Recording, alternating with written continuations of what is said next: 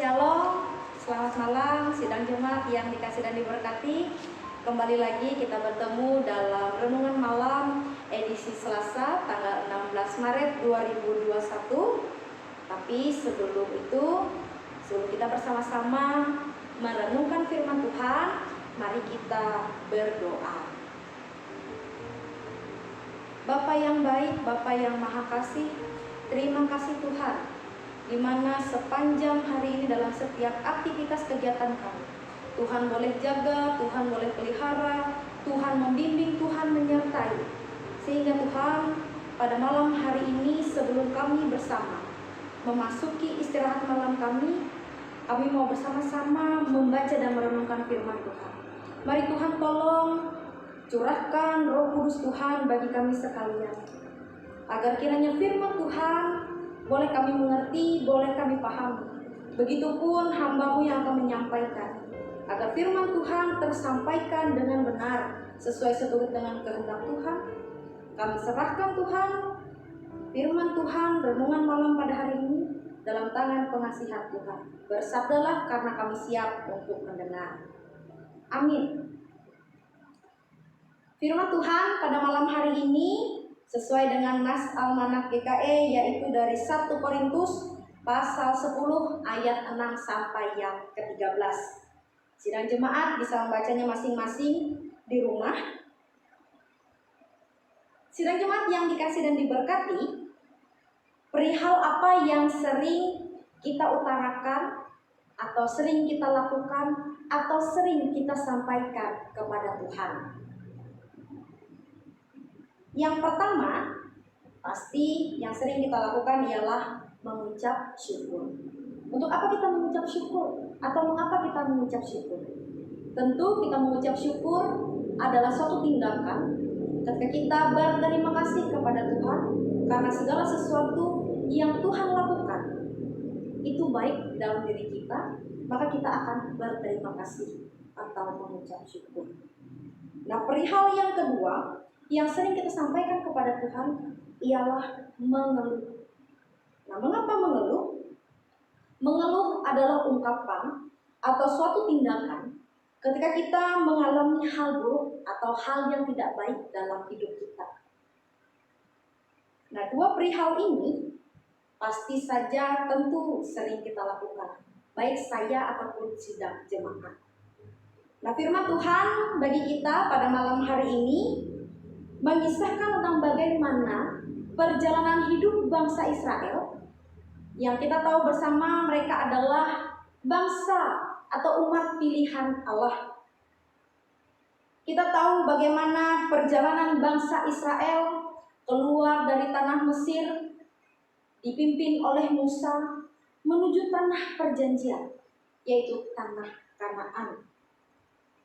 Nah, kisah ini akan menjadi contoh. Kisah bangsa Israel ini akan menjadi contoh dalam kehidupan bagi kita pada masa kini.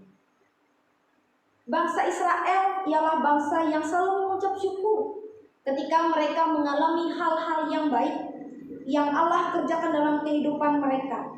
Ketika mereka boleh bebas dari tanah perbudakan.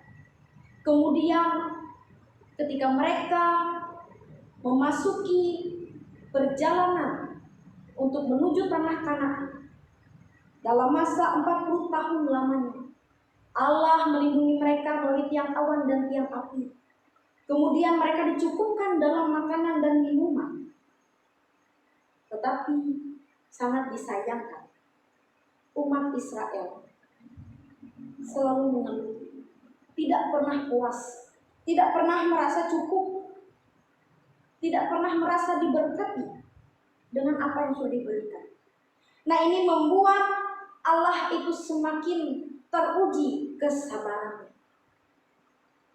Nah, kemudian sidang jemaat, pertanyaan bagi kita, dari antara dua hal yang sudah saya sampaikan di awal, berterima kasih atau mengucap syukur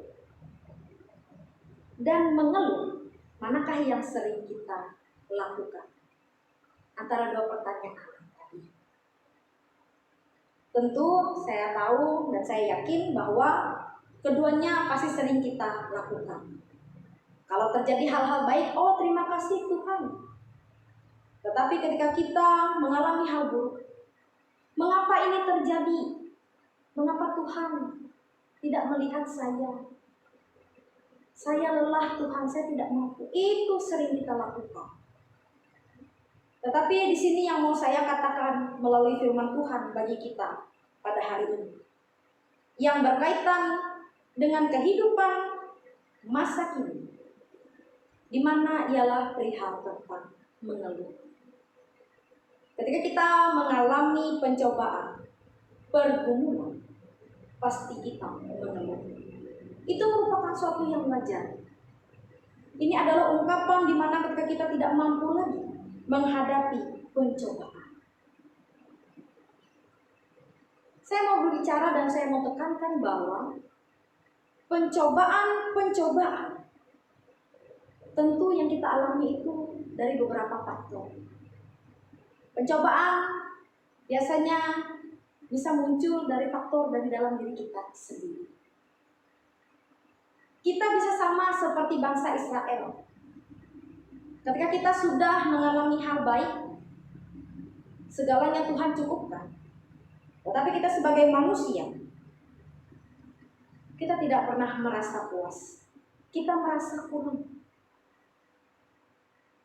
Tidak pernah merasa cukup dengan apa yang kita dapatkan, apa yang Tuhan lakukan dalam kehidupan kita. Sehingga ini memicu kemarahan dari Tuhan. Tetapi yang perlu kita ingat, apa yang Tuhan lakukan, itu semua agar kita mau belajar mengucap syukur. Kemudian faktor kedua, mengapa pencobaan itu bisa terjadi? Yaitu bisa datang dari orang lain. Nah, ini bisa saja merupakan suatu cara Tuhan untuk menguji dan melihat seberapa besar kesetiaan kita kepada Tuhan. Sidang jemaat yang dikasih dan diberkati, perlu kita ingat, walaupun dalam kehidupan kita dewasa ini banyak pencobaan, banyak pergumulan, banyak tantangan silih berganti tiada henti dalam kehidupan kita, yang terus membuat kita selalu mengeluh, bersungut-sungut kepada Tuhan. Tetapi melalui itu mari kita coba melihat, kita mau belajar untuk bagaimana caranya kita bersyukur kepada Tuhan.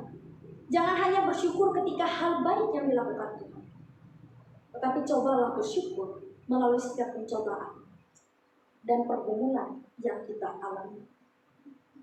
Tetaplah berdiri teguh. Biarlah bangsa Israel saja yang menjadi contoh di mana mereka yang tidak percaya, yang tidak selalu bersyukur dengan apa yang dilakukan Allah. Biarlah cukup bangsa Israel saja yang mendapatkan hukuman. Mari sidang jemaat, kita percaya bahwa benar pencobaan yang kita alami itu tidak melebihi kekuatan manusia. Lihat ayatnya 13.